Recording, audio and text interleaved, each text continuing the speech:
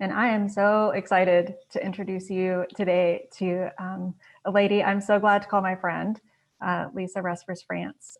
So Lisa is a senior writer for CNN's entertainment team and former host of the Lisa's Desk franchise. But I met Lisa more than a decade ago. We were both working in university communications. I think, Lisa, you were at St. John's and I was at the University of Georgia. And we were at this Editors Forum conference in Chicago. And one of the keynote speakers one day was a lexicographer. And I can't remember which dictionary she was from, but Lisa stood up and went to the middle of the room to one of the mics during the open Q&A in front of this room of like a few hundred editors and raised her hand and said, I just want to know when the word bootylicious is going to be added to the dictionary officially. Lisa and I happened to be on an elevator together later, and I made some offhand comment to her about that, and that struck up what has now been a decades-long friendship. My professional hero. So stop. But I'm so glad Lisa is here with us today to talk about, as Haley said, the heart of journalism and storytelling. Everything from writing on a tight deadline, which we were just talking about because y'all, she joins us for having just come off the phone with Dolly Parton. So we're glad she's here. But tight deadline writing to navigating interviews with big personalities and their gatekeepers. And then, of course, tactfully telling the inside scoop. You talk to a lot of super famous people and get them to kind of open up and share. So we'll talk about that kind of in the context of us talking to our CEOs and our CFOs and all those people. So I think that's kind of my intro for you. Is there anything that I missed? Anything you want to add? No, other than the fact that I adore you. So thank you so much for having me. Right back at you, lady. All right, so I've got a few questions kind of built in that we'll start with just to get the conversation going. But for those of you on the line, please, if you have questions as we go, drop them in the chat box or the Q&A box. Austin Staton and Haley Ross are going to help monitor what's happening in there because I struggle to talk and read and think ahead a little bit. So they're going to help moderate those questions as they come in. Y'all just interrupt as we go. All right, you ready? It's so weird for me, I have to say, like being on the other side of being interviewed, I'm just like, ugh. And also I want to apologize if at some point I look down at my phone because I have stories being edited right now. And so I may get slacks from my editor. So, but let's go. I'm ready. Okay. Oh, somebody just posted that it made it into the dictionary, bootylicious. For which I take full credit. Right. Thank you. So, okay, world, you're welcome. All right, so let's get started. My first question for you, we shared on our IABC social recently that picked up that you were named one of Atlanta's 500 most powerful leaders for the way that you're writing, quote, looks past the guilty pleasure of pop culture to reveal the deeply serious stories at the intersection of national politics and justice. So I think I'll raise my hand and say I'm guilty of like walking past the newsstand and seeing kind of all the kind of culture mags and rags out there and not always paying attention to those. We just had a reality TV star in the White House. So especially these days, as social media has developed, it seems like there's this increasing intersection, it feels to me, between Hollywood and Silicon Valley, finance, corporate America. So my question for you is calling pop culture and your coverage of it a guilty pleasure? Is that fair when you're covering a multi-billion-dollar industry? Like, what's your take on that? Not at all, because no one ever calls sports a guilty pleasure, which is also another, multi-billion-dollar industry. For me, I always say to people that I feel like entertainment journalism is what political journalism was in the late 60s, early 70s, and what education journalism was in the late 80s, early 90s, not in the seriousness of the content, but in the fact that it's something that we can all rally around. Everybody was into Watergate. Everybody was into No Child Left Behind, that type of thing. So it's people want to call it a guilty pleasure because they get embarrassed. I've found that, people don't want you to know that they watch Keeping Up with the Kardashians. But when something happens, like I get text messages like, is it true that Kim and Kanye are breaking up? Because people care. And right, Yeah. we had a reality star in the White House, which just goes to show the power of pop culture and entertainment. Donald Trump got a platform and got a forum partly because people knew him from a reality show. And so it made him famous and it helped to elevate him. It just absolutely positively influences everything. You have celebrities who talk about politics and people get upset. And I have a newsletter that comes out once a week called Pop Life Chronicles. So go sign up for that. It's, just Google Pop Life Chronicles and CNN. And it comes out every Thursday at noon. So it just published. And I had an issue where I talked about the fact that it's okay to let celebrities talk about politics because they are citizens just like you. It's just that they happen to have a larger platform and a whole lot more money. Yeah. I think, for some of us forget that I think Ronald Reagan was also, from Hollywood. So it's not like Trump being a reality star was new. No, I think this kind of intersection has been happening for a while. It's just, to your point, there's so much more of it and it's ready at your fingertips and the news flies faster. It does. Arnold Schwarzenegger was a governor. Minnesota had a governor that was a wrestler, if I'm not mistaken. So Jesse Ventura, I think. Yeah, it's not new. Yep. Okay, so switching gears a little bit, you have covered some fun stories. You guys, if you're into Bridgerton and you haven't seen it yet, Lisa has a great piece on an interview she did with the intimacy coordinator for the Bridgerton show. But so there's like all the fun stuff. There's the breaking, like kind of entertainment news, but you've covered some really tough stories in your career. I remember you telling me at that editors forum about your work covering the O.J. Simpson trial and kind of the aftermath of that. You've covered the deaths of Michael Jackson and Prince and Kobe Bryant. So maybe tell us what's the hardest thing you've covered and why, and then like how did you get the story and how did you tell it and what can we learn from that? I've had so many hard stories. So I started my career actually as I started in customer service at the Baltimore Sun, which is my hometown newspaper. And then I became an editorial assistant. And then I got into a program called MetPro, which Times Mirror at the time, which owned LA Times had. And it stood for Minority Editorial Training Program. And so I went to LA to work for a year. And I got there 2 weeks before O.J. Simpson fled down the 405. So I was a brand new reporter and I just got thrown in there. And it was amazing. And I think for me, because I've been in the industry for so long, I've learned to kind of divorce myself from it, some stories emotionally. I mean, because I didn't start out in entertainment. I started out doing everything. I mean, for 3 years, I'm coming back to the Baltimore Sun as a full-time reporter. For 3 years, I was a bureau of one in which I covered politics and crime and education. And I mean, I did it all. I have to say that for me personally, one of the most difficult stories was covering the death of Prince because I attended his last concert. I've been a huge fan for years and years. And it shook me and I did not want to believe it. I heard from a friend who lived in LA who is also a competitor who said to me, you did not hear this from me, but TMZ is about to go live with a story that they found a body at Paisley Park. And I immediately said, oh, it's probably a security guard. It's probably one of his employees.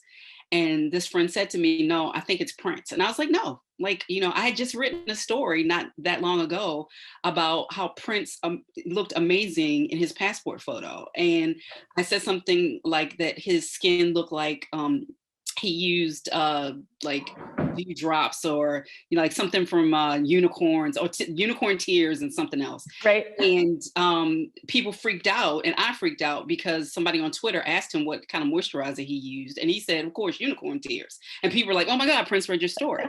So to have to confirm and then write an obituary for Prince was like almost out of body experience because I couldn't fully grieve even though I wanted to because I had work to do. And our big boss, Meredith Artley, who is an amazing woman to work for, called me immediately on the phone and was like, is it true what TMZ is reporting? Because she's a huge Prince fan too. And I was like, I don't know, but I'm just going to go ahead and do a quick obit just in case. And literally, as I was pressing send on the obit, Brooke Baldwin's producer called me and said, Brooke wants you to come on air with her. And so I thought, okay, well, you know, and they also said, since you went to the last show, we want you to write something about what it was like being at the last show. So I'm like, okay, I'll run to makeup. I'll get hair and makeup. I'll do Brooke's show real quick, and then I'll run back and I'll write my piece. I ended up being on Brooke's show for an hour, like sitting there talking. And I was just like, you know, because again, I'm still like trying to process that Prince, who you think is going to live forever, has died. Yeah.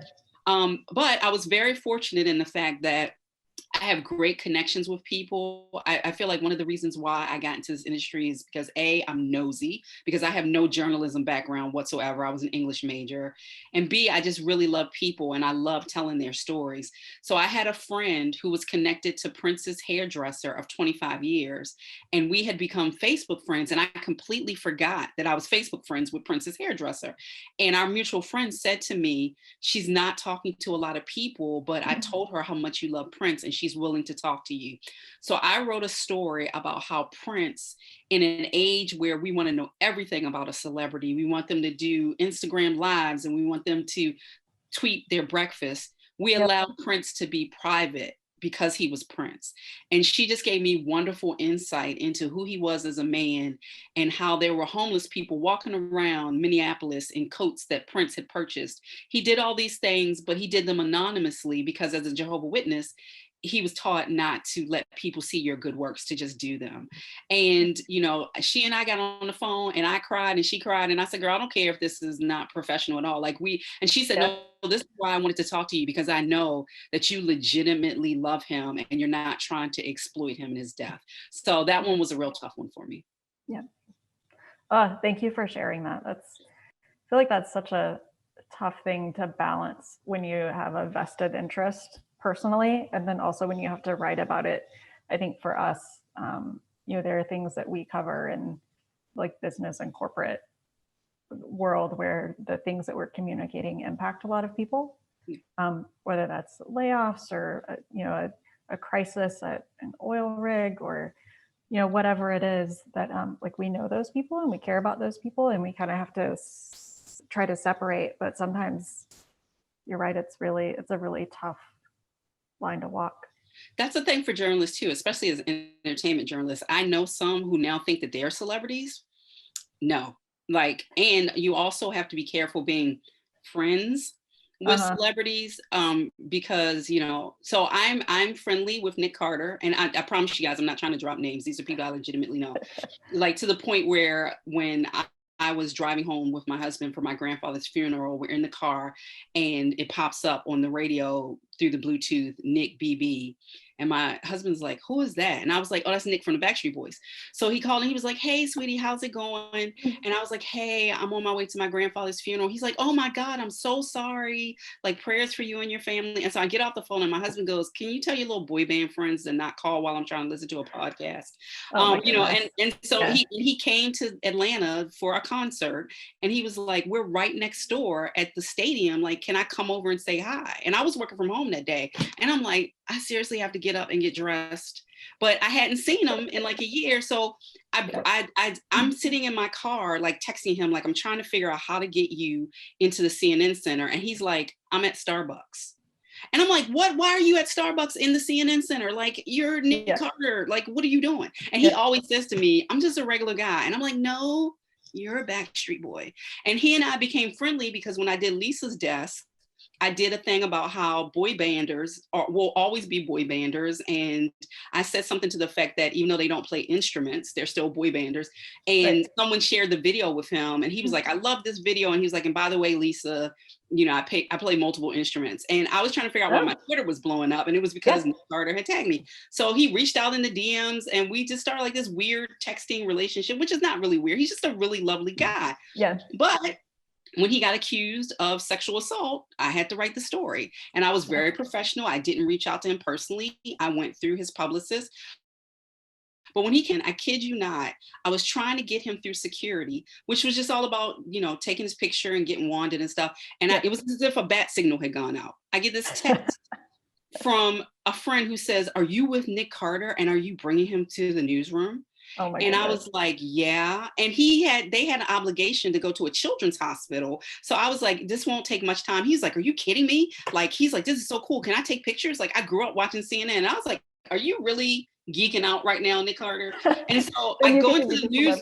Right. I go into the newsroom and like he's like, can we take a selfie? I'm just gonna send it to my wife. I won't post it. I was like, it's cool. So we go into the newsroom and some of my coworkers, and we have been taught, like when a celebrity comes through, do not bother them. Some of my coworkers had on their Backstreet Boys t-shirts because they were going to the concert later. And he's like, oh my God, I love those shirts. And he's taking pictures with everybody. And I'm trying to rush him through the newsroom. And one of my friends who never turns the head when I bring a celebrity through, because a lot of times they want to see how we do what we do back when we were in the office. She was like, can you take a picture of me and Nick? And I was like, well, actually, I really got to get him through here. She was like, and just threw the phone at me like she's not trying to hear it.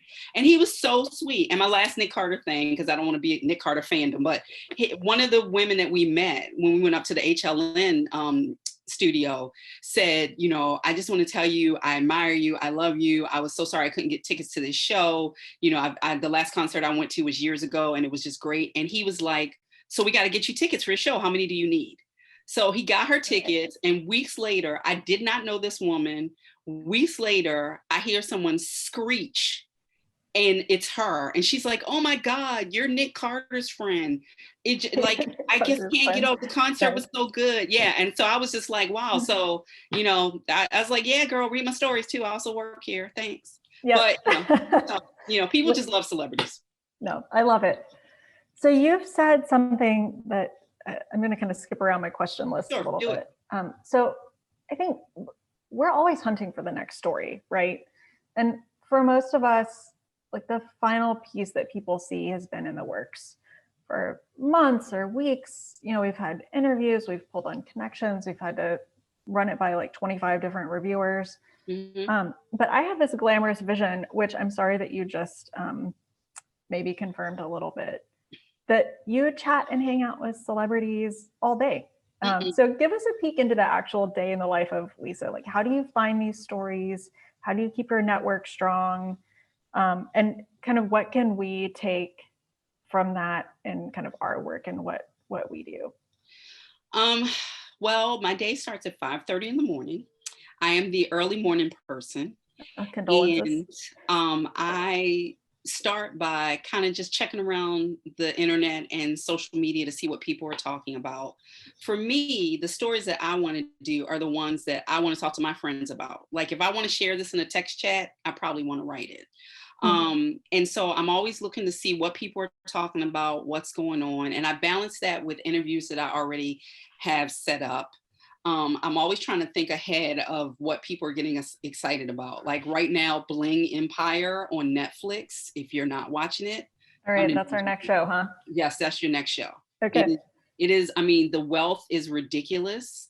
And it is beyond Crazy Rich Asians. I don't even know what you call it, but it was so much fun. And I'm scheduled to interview one of the cast members tomorrow. I'm very excited about that. But that's awesome. Also trying to think about bigger pieces. So, when people were talking about Gal Gadot getting cast as Cleopatra, I wrote about how people get in their feelings about representation. And, some people think Cleopatra was Black and they're like, why do we always have to have a white Cleopatra? So I try to think of the bigger picture stories, but I also like the fun daily stuff. Like, I love that Lil Nas X released a children's book, because why not? Why not? So yeah, my typical day is just crazy. I'm talking to publicists. I get pitches all the time. Everybody thinks that they have a story. And one of the best things about having worked as the editor for St. John's University Magazine is I had to really create a beat. I wasn't having people pitch me stories so much as I had to go out on campus and find those stories. I think that's a lot of us. Yes, you have to. Right. And a lot of times I'm writing these cover stories for people where, let's be honest, we just really want you to write a check. So you may not be the most interesting person in the world, but I have to find a story. Mm-hmm. And I really do believe that everybody has a story within them. So that was just great. I did that for 8 years. And I did that after I left daily journalism. I was in daily journalism for a couple of years. And then I did the St. John's thing for 8 years. And then I came to CNN in 2009. So I feel like I've been very fortunate in learning how to pay attention to what people are saying to find that story. And I said this recently, I did a video about how to talk about race with Brooke Baldwin and Van Jones. And I said, there's a difference between listening and waiting to talk. And when you're trying to get somebody's story, you really have to learn how to listen as opposed to just waiting to talk. Because, you sometimes you just have to work a little harder to pull stuff out of people to be like, oh, that's an interesting factoid. So and I'll ask people sometimes, like, what's the one thing that nobody knows about you? One thing nobody knows about me is I was on America's Most Wanted, not as a criminal, but as a journalist. But, you tell people that, they're like, oh, that's cool. Like, I didn't know that. I'm like, it's one thing about me you didn't know. So, I love that. It kind of ties into another question I had, which was around like the people that you interview and like through your career, exactly to your point, there's donors that may to most people be dry as dust, but they have a story, right? I have the sense that you, like those of us who work with CEOs and we have to go through their gatekeepers, and they've all kind of got their canned answers or the stories they've told before, or there's a way that they like have to say something, right? They've been told. Yes. So how do you get the story behind the story? What's your favorite interviewing tip besides asking kind of that like one-off question, like tell me something about yourself that maybe people don't know? So believe it or not, this one involves a Houston rapper, Scarface. All right. So years ago, and I promise you, this actually happened. I'm not tailoring this because it's the Houston chapter. Years ago, I got asked to do a story on the Ghetto Boys, a freelance story for a rap magazine, a hip hop magazine. Okay. And I go to interview Scarface, and first of all, he's surrounded by his boys, right? So who I think their primary reason for being there was to laugh at everything that he said. And he was just giving the most ridiculous answers because he really didn't want to be interviewed. I could tell. And the publicist was there and she was like standing behind him like. And so I finally said to him, look, if you continue to give me ridiculous answers, I'm going to start asking you ridiculous questions. Like, if you could be a tree, what kind of tree would you be? All right. And did he answer that? Right. Well, he was like, yeah, I'd be a pine because, that's nuts. And then his boys are like, yeah, that's nuts. It was just like, and we ended up going to a strip club. Okay. And I said, because he was like, hey, we're going to a strip club, you down? And I could tell it was kind of designed to rattle me. And I was like, sir, whatever I got to do to get this story, I'll hold your dollar bills if need be. Let's go. So we went to the strip club, and again, the poor publicist for his record label was standing behind him like, I know she was thinking this woman is never going to want to work with us again, but it was cool. And, he was loose in the strip club. So I got answers from him that I probably wouldn't. So you can't take your CEO to a strip club, but you want them to be as comfortable as possible. So sometimes what I'll do is I'll say, before we start talking, do you have any questions for me? What would you like to know about me? Because then it becomes more of a conversation. Because people just get intimidated, especially with CNN. Everybody thinks I'm going to ask them about politics. Everybody thinks I'm going to do some gotcha question. I'm not. I'm just, sir, did you have avocado toast for breakfast? Like, whatever it takes to make you loosen up and relax, and let them know, like, I'm a regular person just like you are. And the same thing with famous people. Like, famous people, they go to the bathroom. I literally found Beyonce's mother's name badge from CNN in the bathroom and returned it to her. And that's how we started having a conversation, because she was there to be interviewed. And she was just as lovely. And I love me some Miss Tina, and she liked the outfit I had on. And when Beyonce's mama tells you you're pretty, let me tell you, you walk different. Yeah. You walk different after that. So, yeah. I believe that to be true. All right. So I've got a question for you about like the state of journalism today, I guess, with the rise of fake news and there's attacks on journalists. And correct me if I'm wrong, but you had one of your mentors from the Baltimore Sun who tragically died in a newsroom attack. Yes. We've got social media and YouTube, and there's like all these rabbit holes now. So like journalism feels like it's in this tough place. It is. So how do we keep our integrity? How do we tell stories that are relevant and that matter? And what's the future of journalism for us as it's shifting? What are you seeing? What are your colleagues seeing? It's more important than ever. There's a reason why the press is a part of our Constitution, and we can't be intimidated. We have to continue to do our jobs. You have to try to learn not to take it personally, because people are in a space right now where it's such a divided country. And, when you get labeled as the enemy, it doesn't feel good. I've stopped telling people what I do for a living, because you never know what kind of response you're going to get. Yep. But at the same time, those are strangers. At the same time, I proudly on social media post, because we can't allow ourselves to get swept up in the moment of what's happening in this country. We have to have the tunnel vision of the fact that we're here to do a job, and it's service oriented. Everybody always says, oh, it's just about opinion. You guys are spin. And the thing is, and I've said to people before, fake news, what you are really saying is it's news that you don't agree with, and that is not what fake news is, and so I feel like we have to, as storytellers, we have to increase what we're doing. You have to not just look at it as a profession, but as a vocation. People need accurate information right now more than ever, because there's an echo chamber, and because of social media, it's so easy to get inaccurate information and just downright lies, So, I tell people all the time, I did a Lisa's Desk video about, before you post that on social media, please check and make sure. And sometimes I do it jokingly. Like I talk about every Martin Luther King Day. I'm like, y'all have got to stop giving every quote to MLK, because some of those are gospel lyrics. I think I saw you post that recently, actually. Right. Yeah. I'm like, MLK did not say that. That's just something Boo-Boo and them threw on a meme template, and y'all are just throwing it out there. So, sometimes I try to have fun with it, but what it comes down to is accuracy and integrity and honesty, telling the truth. The truth matters. Yeah. You said something else a minute ago about how you kind of maybe don't share with everyone what you do for a living. I think there are some of us who work for companies where we may not just advertise like, oh, I work for such and such oil and gas company, right? Yeah. Just because you don't want to deal with people and their responses. But then you also are very yourself about, your own life and then your work life on social. So you've also shared over the years some really personal stories. I can remember reading some of your pieces on what it's like to be a woman of color in journalism, what it's like to be a woman of color, period. Your struggles over the years with your weight. You recently took over Brooke Baldwin's Instagram for the Share the Mic Now campaign. Yes.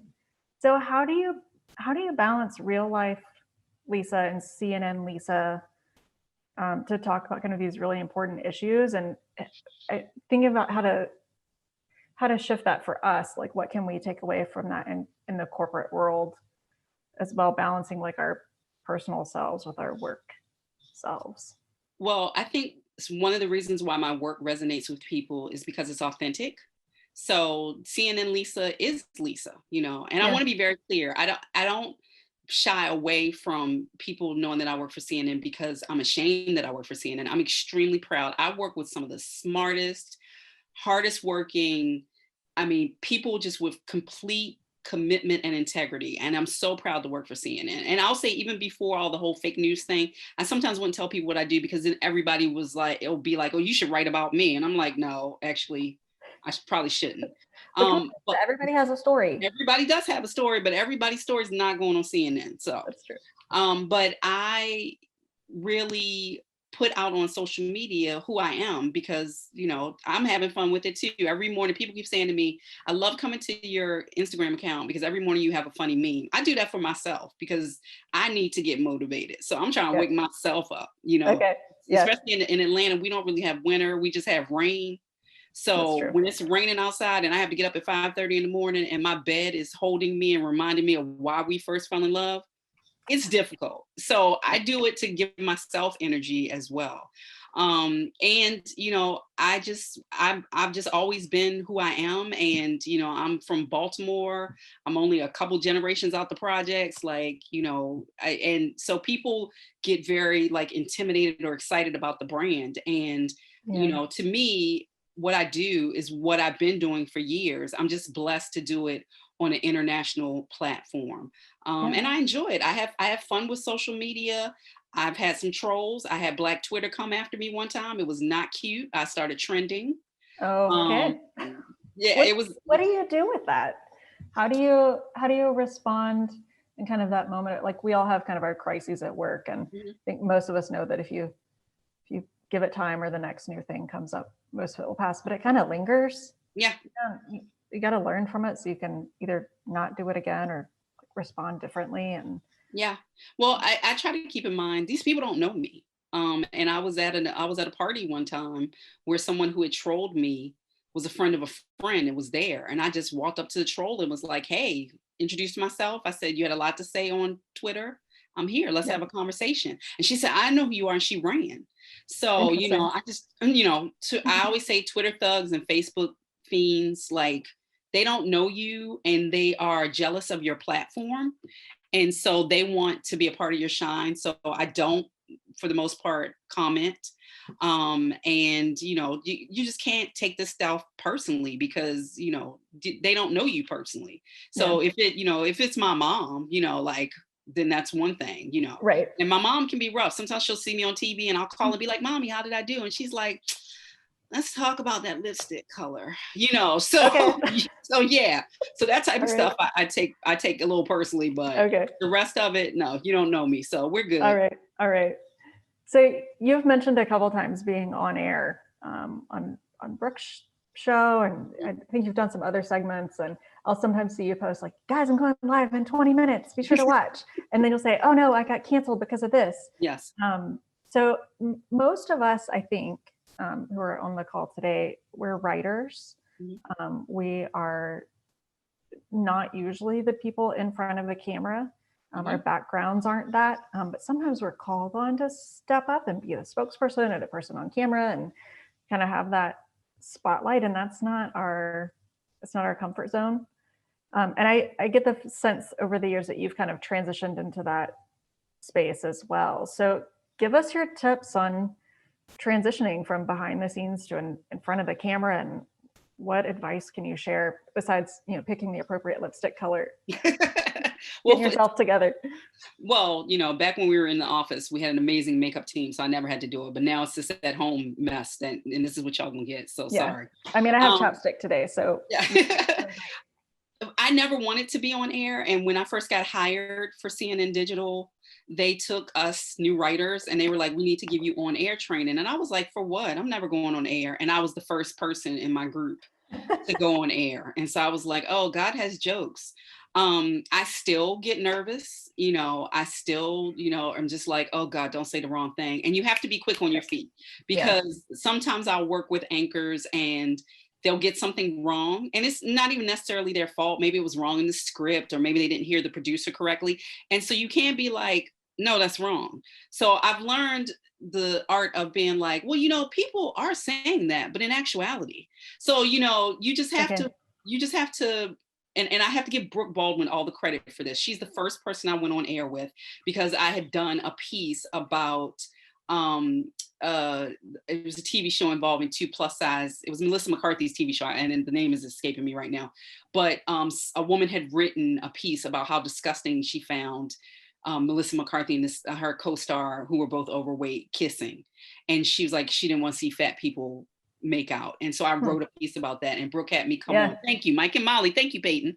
yeah, And I went to sit down and I must have looked terrified. And Brooke, before we went on, said to me, "Just look at me. Just look at me. We're having a conversation. Just pretend it's just us and we're just talking."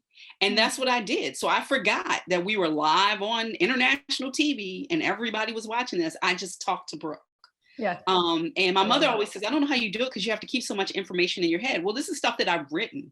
So it's stuff that I know. So yeah, Yeah. that's how I do it. But I'm never completely comfortable, even though people say, oh, you make it look so easy. And I'm like, no, I'm faking the funk. On the inside. Yeah, just that's what Yeah. you do, like fake it. Nobody knows. Pretend you're acting Yeah. a role. Pretend you're auditioning for a soap opera. Whatever you need to get through, then you do it. Sometimes I'll be, my version of Sasha Fierce on air, because then it's not even about me. It's like I'm standing outside myself, watching myself do it. So I love it. We can all take a dose of that today. when in doubt, Beyonce. All right. I'm not so good at that sometimes, but I'll work with you. every day's a new chance to practice.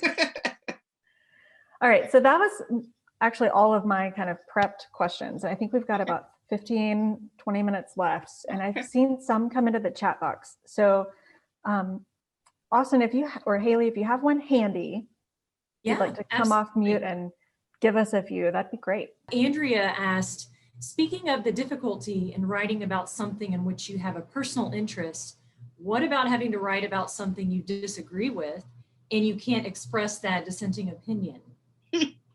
Yeah, you can't, because you say to yourself, it's none of my business.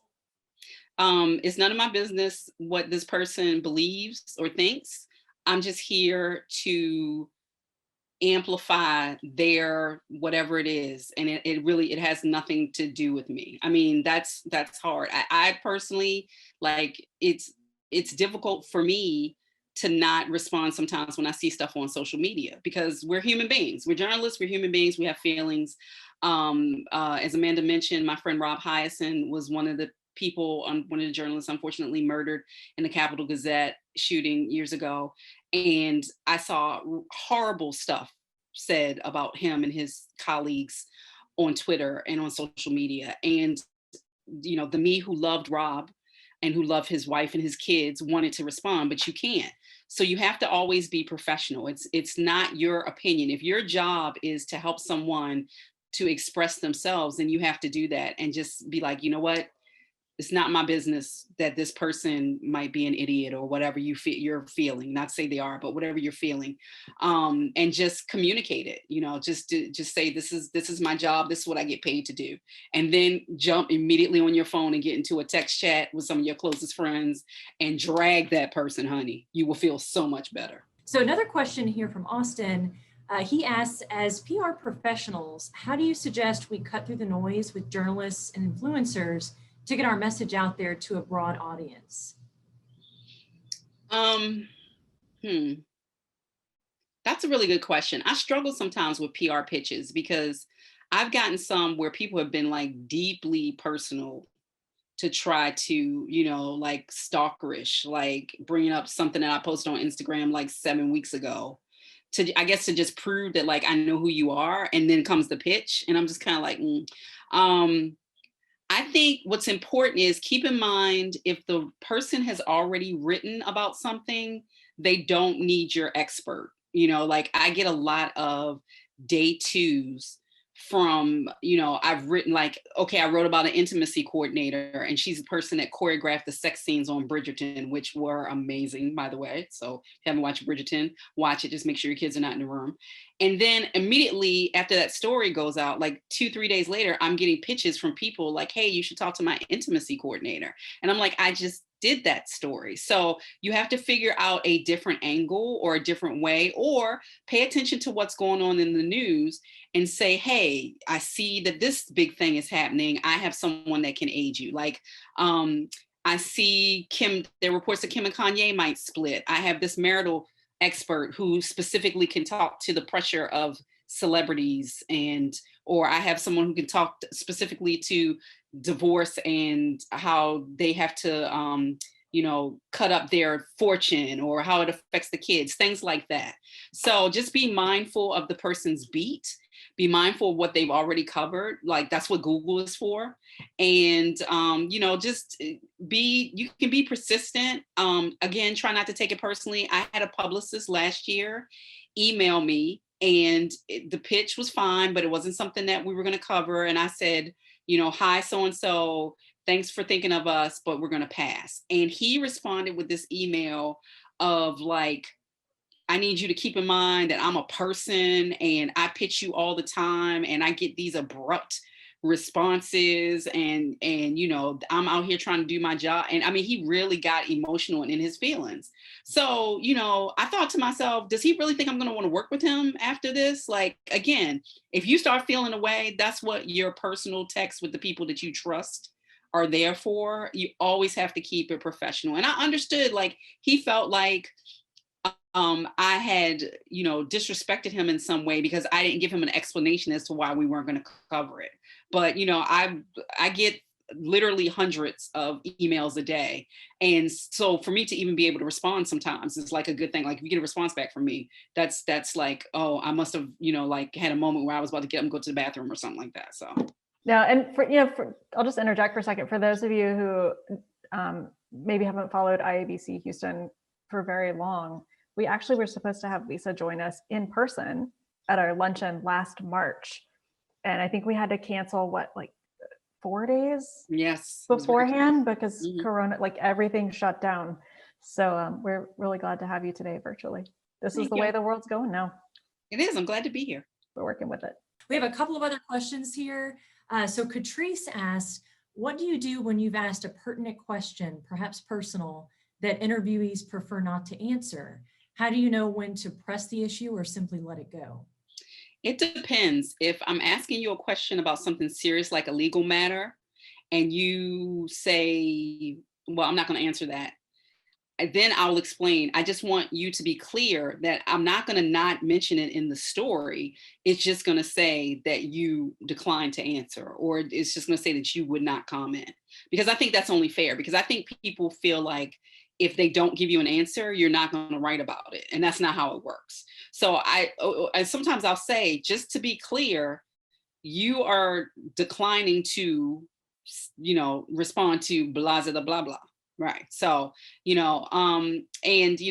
like back when, again, we were talking about it not being all like fun and celebrities and stuff. When Me Too broke, we did a lot of Me Too coverage. It's very sensitive.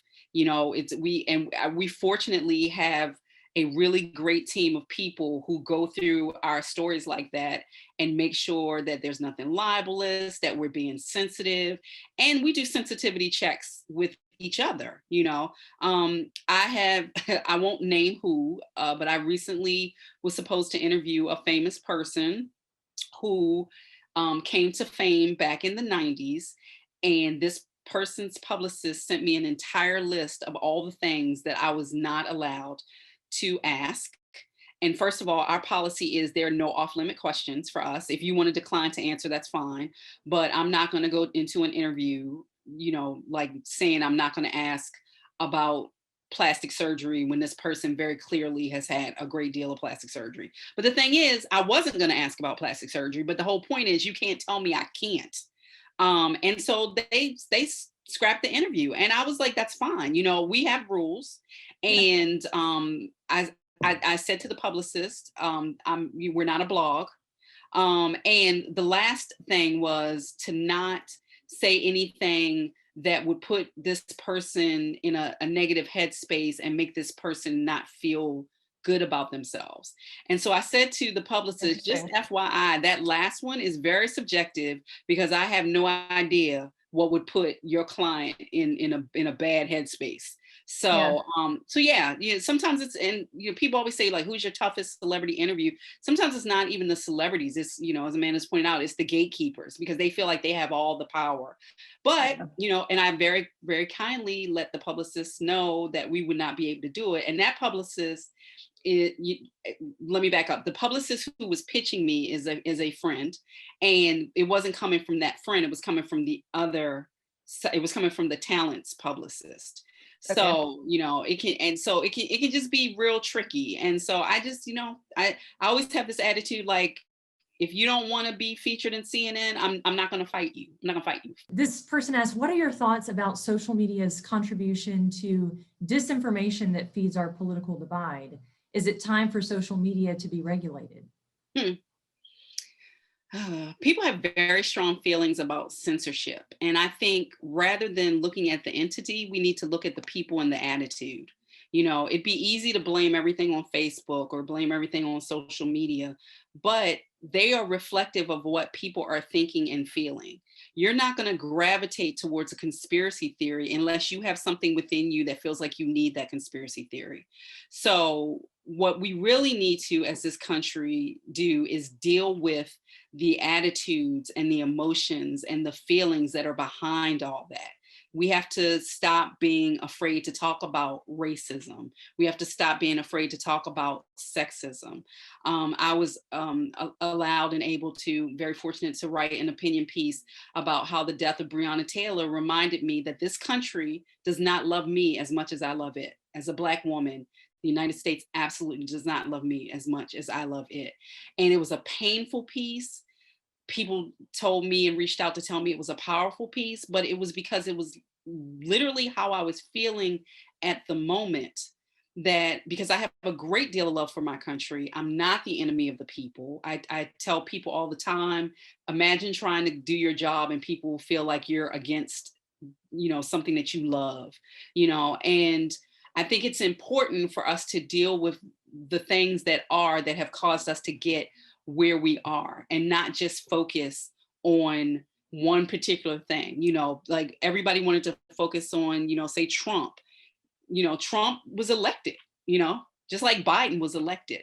So, you know, our issue, I think, is it should not so much be about the messengers as it should be about the message. Have you ever ended an interview and walked out? I don't think I can remember leaving an interview, but I had, when I was working for the Baltimore Sun and I was covering Harford County, there was a sex scandal at an Army base. And I remember going into an interview and the admiral wanted me to sit down because he wanted to stand over top of me. And I refused to sit because I was like, I said to myself, this is a power thing and we're not doing it. And so I stood and he was like, I'm not going to talk to you unless you sit down. And I said, well, I'm not going to talk to you unless you sit down if I sit down. And he was like, well, do you want this interview to happen? And I said, do you want me to write about how this interview is going? And he kind of looked at me and he said, okay, let's do it. And he sat down, you know? Okay. So, you know, I'm from Baltimore. I'm from West Baltimore. You can't bully me. Like, it's not going to happen. I mean, you know, I was at a party when I was a teenager next to somebody who got shot. Like, so good luck thinking that you're going to strong arm me. So it's not going to happen. Another question here that's pretty interesting on a more personal note. How hard is it for you to try to disconnect from your world of work and your personal time? What is personal time? That's cute. Yes, it's very difficult. It's very hard for me because I'm constantly doing 15 different things. So I'm used to being like this. Deadline pressures, check social media, tweet out my latest story, you know, update the section front, you know, I'm doing all this. And so when the time is like this, that can feel boring. I'm just like, ugh. So I've been trying to read more because I get super freaked out that my mind, like I'm turning into that person that like walks in the room and is like, why did I come in here? So, you know, I'm trying to, you know, like meditate more and read more. And, you know, when you have to watch TV for work, sometimes it's not as fun, you know, because you know that you have to write about. Now for Bridgerton, I didn't go into Bridgerton, and I'm gonna come back to Bridgerton a lot. Sorry. Hopefully there's a support group. There's a support group for Bridgerton viewers. I went into it just wanting to watch it, but then I was like, oh my God, everybody's gonna be talking about this. I need to write about it. So the usual unplugged stuff that people do, like watch TV and movies and stuff and listen to music, that's hard for me to use for unplugging because that's my job. My newsletter today, the headline is "The World Doesn't Need Another Taylor Swift." So, you know, I'm still always plugged into these things, but I just feel so incredibly fortunate as a woman, and especially as a woman of color, to be a working journalist. So my husband always says I work way too hard and he has to work too hard to get me to take days off, but it's because I love what I do. You know, I mean, if I'd be talking about Kim and Kanye, even if they didn't pay me to do it. So the fact that they're paying me to do it is just icing on top of the cake with sprinkles and all that. So yeah. I love it. So sometimes I don't want to disconnect. Yeah. Okay, so you Yeah. told us earlier, Lisa, what to watch next. Bling Empire? Is Bling that right? Empire, everything. Right. It is So- about a group of wealthy Asians on the West Coast in California, Los Angeles. And when I tell you, it is just delicious viewing. I mean, when people can for lunch just hop on a plane and go to Paris, Okay. I'm fascinated by people who want to be on reality TV. I know a great deal of it is scripted, but you have to have a very specific type of personality in order to let cameras just follow you around everywhere. So yeah, but I enjoyed it thoroughly. I'm looking forward to my interview tomorrow with the woman who lots of people think is the villain on the show, because that's the fun person you want to talk to. So yeah. All right. So we know what to watch next. I think one of the things that people might not know about you is that you used to write not novels. Is that right? Like no. So everybody wants me to write a novel. I did. I've been published in two mystery anthologies. Okay. One called A Hell of a Woman, which was edited by Megan Abbott, who is the creator and showrunner for the TV show Dare Me, which got tons of buzz, and she's a good friend of mine. And then Baltimore Noir, which is an anthology of mystery stories set in Baltimore, which was edited by my very good friend, Laura Lippman, who I've known her and her husband, David Simon, since I was a teenager. And of course, David Simon, The Wire. So is ordinarily, as soon as people find out I'm from Baltimore, they're like, oh my God, I love The Wire. Yeah. Which, by the way, for the record, I've never watched it. David years ago gave me the box set of DVDs as a gift. I tried to watch the first episode. It just hit literally too close to home, and I burst into tears. It was just too hard for me to watch. And as an empath, it's hard for me to watch violence anyway. So, but that's a running joke for us. Like whenever I talk to him and I'm like, oh, what are you working on? He'll be like, oh, something that you probably aren't going to watch. So. All right. So what should we be reading then? The Bridgerton novels, of course. It's like 11 of them. Yeah. To get you ready for the second season. Right. You know what? Read whatever you want to read. Like right now, I tell people, do the things that bring you joy. As long as you're not hurting yourself or hurting anybody else. Like read the book, eat the occasional chocolate, like whatever. Right now, your main job is to survive, because 2021, as I said in a meme today, is just 2020 with bangs. Yep. There's a lot of suffering, a lot of unhappiness, bangs that I cut myself with dull scissors. Yep. And so right now you should focus on doing things that make you happy and make you feel good, as long as they're not self-destructive, so don't feel guilty for self-care. Right now, self-care is an act of revolution. So, go forth. Thank you. Thank you. Thank you. So this has been so great. I realized that we have like 1 minute left. It's all good. No, I'm so thankful that you made time to talk with us today. Sure. This has been refreshing for me. I hope it's been refreshing for all of the folks who joined us today to kind of check out for a few minutes and maybe learn a few things, definitely be entertained a little bit. Thank you, everyone. Thank you so much for having me. I had a great time. It was a lot of fun. Thank you. All right, we'll look for your stories tomorrow. Thanks so much. Look for my stories today. Go read my Dolly Parton story. I think it's publishing. So all right. Go to CNN Digital. We love you. All the readers. Tell your friends.